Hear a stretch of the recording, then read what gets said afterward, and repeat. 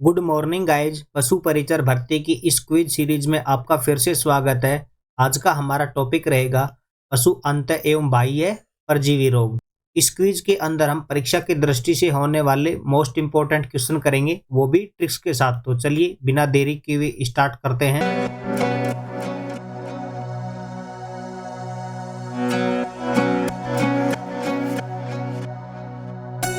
Question first, गाय के शरीर पर जू यानी कि लाइस की कौन सी प्रजाति पाई जाती है। देखिए, जू यानी कि लाइस जो कि पशुओं के शरीर पर पाई जाती है, ये उनका खून चूसती है, यानी कि उनके खून में जो लसीका द्रव्य होता है उनको चूसती है और पशुओं को हानि पहुंचाती है। और ये अलग अलग पशुओं पर जू की अलग अलग प्रजाति पाई जाती है। तो हमें क्वेश्चन में पूछा गया है कि जो गाय के शरीर पर जू पाई जाती है वो कौन सी पाई जाती है। ऑप्शंस देखिए, हिमेटोपाइनस ब्रूफोलाई, हिमेटोपाइनस यूरिस्टेनर्स, माइक्रोथोरेसियस कमेली, लिनोगनेथस स्टेनोप्सिस। तो यहाँ पर हमारा राइट आंसर हो जाएगा ऑप्शन बी, हिमेटोपाइनस यूरिस्टेनर्स। ये पाई जाती है गाय के शरीर पर। इसी के साथ हम बात करेंगे अदर्स ऑप्शन की। हिमेटोपाइनस ब्रोफेलाई ये पाई जाती है भैंस के शरीर पर, यानी कि देखिए, भैंस को इंग्लिश में बफेलो कहते हैं और बफेलो से ही ब्रूफे आसानी से याद हो जाएगा, बफेलो ब्रूफे। ये आपको ट्रिक याद रखनी है।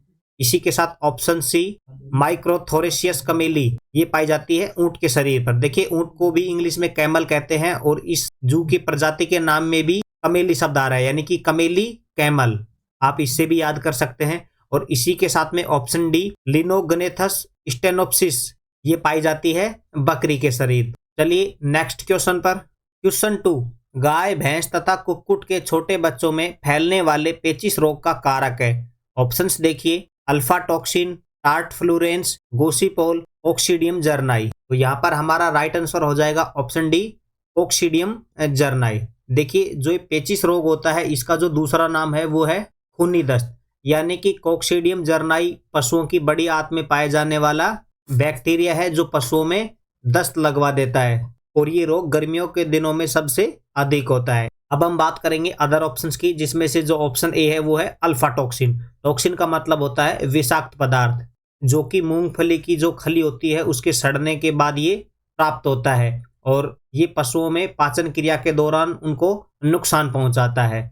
इसी के साथ में ऑप्शन सी, गोसिपोल, जो कि बिनोलो की खल में पाया जाता है, जो कि पशुओं में पाचन क्रिया के दौरान हानिकारक प्रभाव डालता है। इस गोसिपोल टॉक्सिन के बारे में हमने पिछले क्विज में डिस्कस किया था कि इसकी घातकता या विषाक्तता को कम करने के लिए इसमें आयरन सल्फेट भी मिलाया जाता है। चलिए नेक्स्ट क्वेश्चन पर। क्वेश्चन 3, पशुओं में जीवाणु जनित रोग है। ऑप्शंस देखिए, पशु प्लेग, थैनेला रोग, खुरपका मुंह पका रोग, कीचड़ी जवर।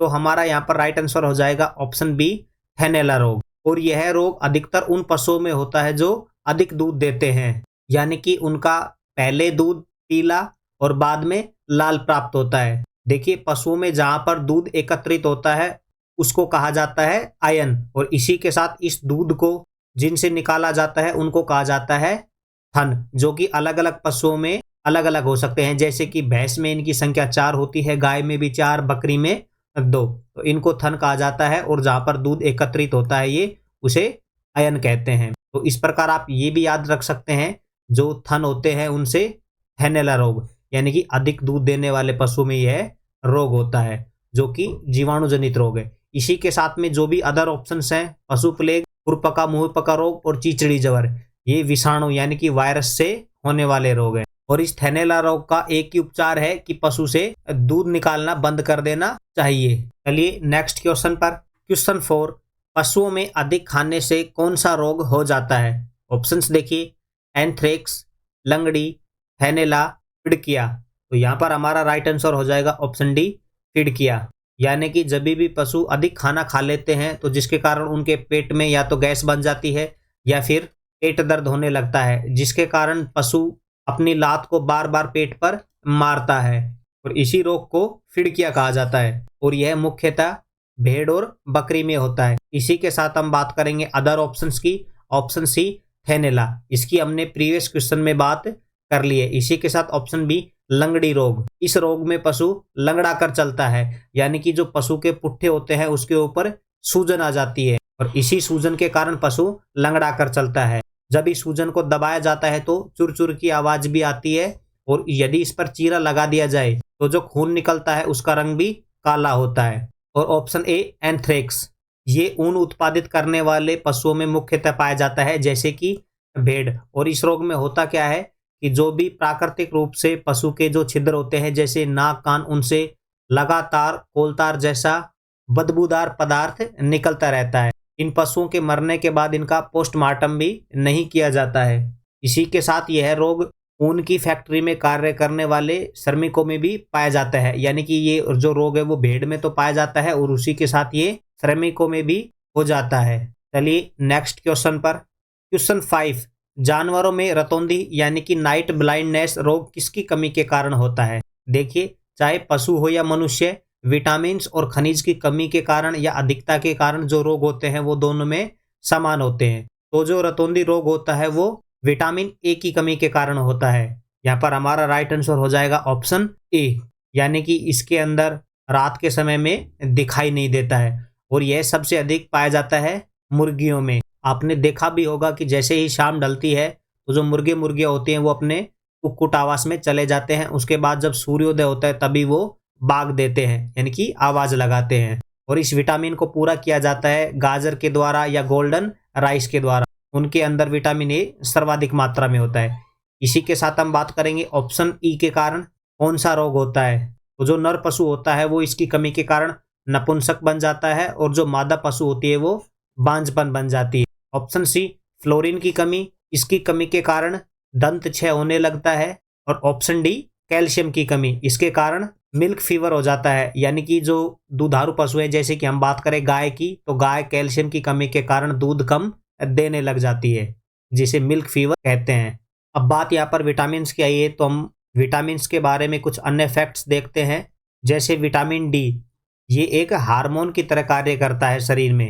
और विटामिन ई सहक्रियाशील प्रभाव दर्शाता है। इसी के साथ में जो वसा में घुलने वाले विटामिन है ए, डी, ई और के, और जल में घुलने वाले हैं बी कॉम्प्लेक्स पूरा का पूरा और विटामिन सी B1 से लेकर B12 तक, यानी कि जिसे बी कॉम्प्लेक्स बोला जाता है।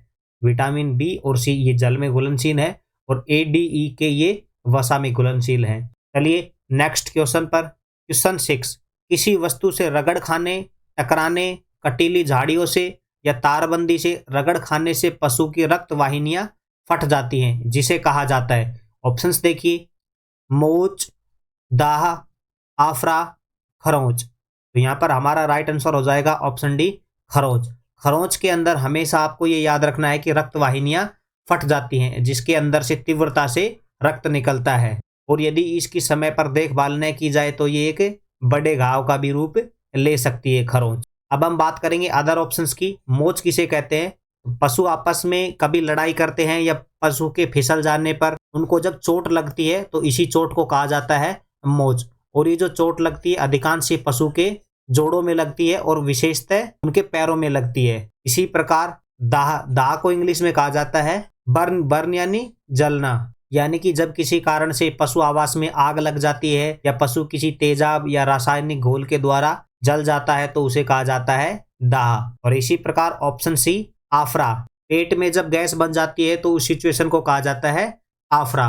और ये आफरा पशुओं में होता क्यों है? क्योंकि पशु अधिक गीला हरा चारा खा लेते हैं या सड़ा गला चारा खा लेते हैं, जिसके कारण उनके पेट में गैस बन जाती है। इसी कारण पशुओं को अकेला हरा चारा नहीं खिलाना चाहिए। उनके हरे चारे में थोड़ी बहुत या हम कहें कुछ मात्रा में सूखा चारा भी मिलाना चाहिए, जिससे उनके पेट में आफरा नहीं बने। चलिए, इस वीडियो से हमारे इतने ही इम्पोर्टेंट क्वेश्चन थे। वीडियो देखने के लिए आपका धन्यवाद। मिलते हैं नेक्स्ट वीडियो में।